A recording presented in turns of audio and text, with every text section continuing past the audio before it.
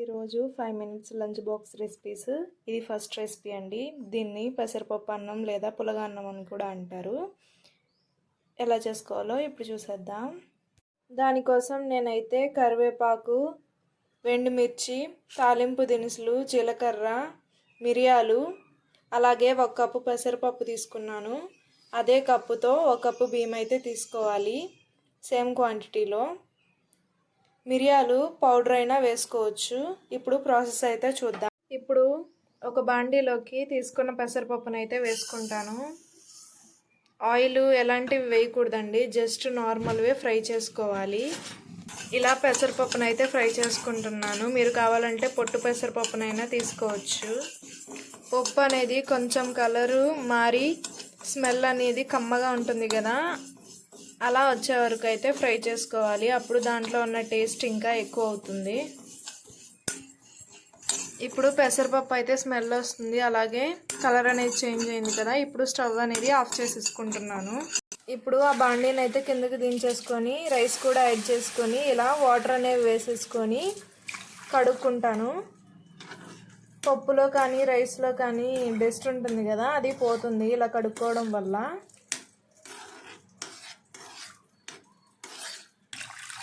ఒక 2-3 టైమ్స్ అయితే కడుక్కుంటున్నాను. కడుక్కున్న తర్వాత కొంచెం వాటర్ అయితే వేసుకొని వాటిని అలానే ఉంచాను. ఒక 2 మినిట్స్ నానిపోతాయి.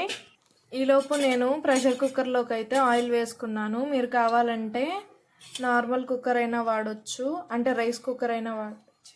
నేను ప్రెషర్ కుక్కర్లోకి అయితే ఆయిల్ వేసుకున్నాను. మీరు కావాలంటే నార్మల్గా అయినా వండుకోవచ్చు, లేదా రైస్ కుక్కర్లో అయినా వండుకోవచ్చు. ఆయిల్ అయితే వేసుకున్నాను. దాని తర్వాత మిరియాలు వేసుకుంటున్నాను. ఇప్పుడు జీలకర్ర పప్పులు కూడా యాడ్ చేసేసుకుంటున్నాను. పప్పులు జీలకర్రని వేసేసుకున్నాను.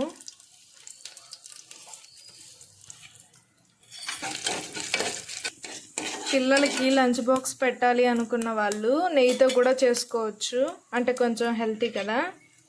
ఆయిల్ కూడా తక్కువే పడుతుంది, నెయ్యి కూడా తక్కువే పడుతుంది.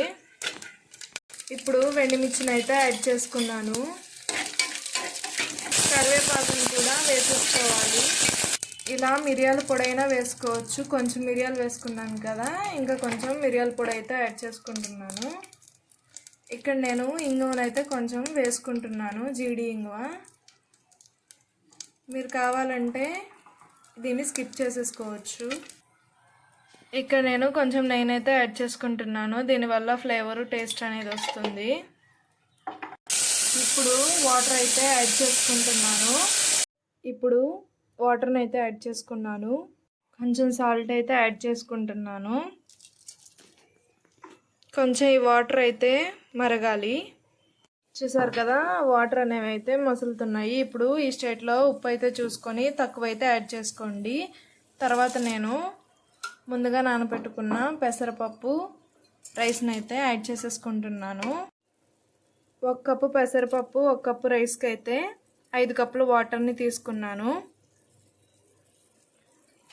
అంటే 1 కప్పు రైస్కి 1 కప్పు పెసరపప్పుకి 2.5 నీళ్ళు అయితే పడతాయి. అందుకే నేను 5 కప్పులు అయితే తీసుకున్నాను వాటరు.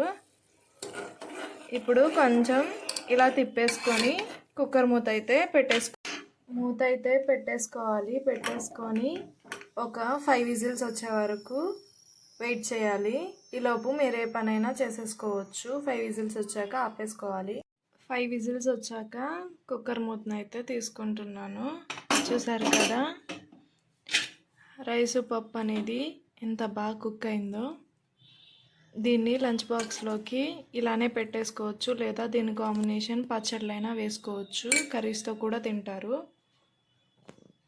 ఈజీగా రెడీ అయిపోయింది కదా. Thanks for watching.